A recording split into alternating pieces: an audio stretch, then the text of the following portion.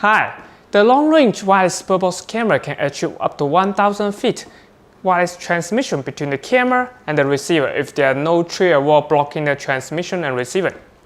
In this video, I'm going to talk about how to relocate this receiver to get a clean view between the camera and the receiver. First, take a look at what we have in the birdhouse. This is long-range wireless purpose camera, and here we got the antenna.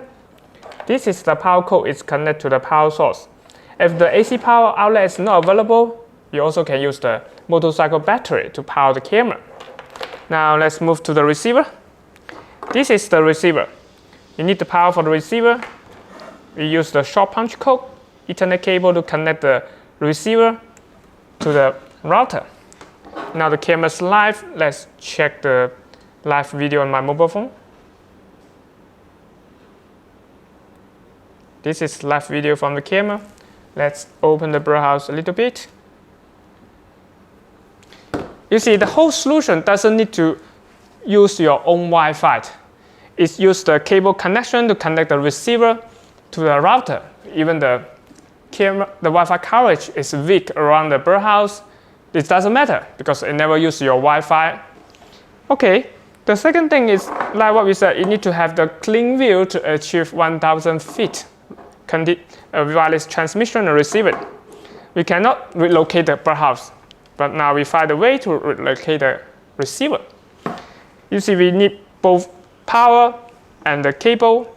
That's a little bit messy. If we put this receiver outside the wall, that means we also need to wire the two cables, one for power, one for data.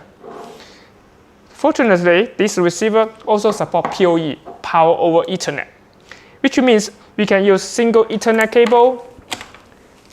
We don't need to have this power source. We can use single Ethernet cable to send both power and data to the receiver. You need to use this PoE injector. This is not included in the package. Okay, let me power up the PoE injector. Then we got two ports. One is the LAN port, the other is PoE port. First, I will connect the cable from the router to the LAN port. So you're going to get the data from the router. Now this is the long-range Ethernet cable. I'm going to connect to the PoE port. Then connect another end to the receiver. Once I connect in, you can see the indicator, power indicator is on, the data indicator is also on, which means the receiver is already from the camera. Now let's move to the edge.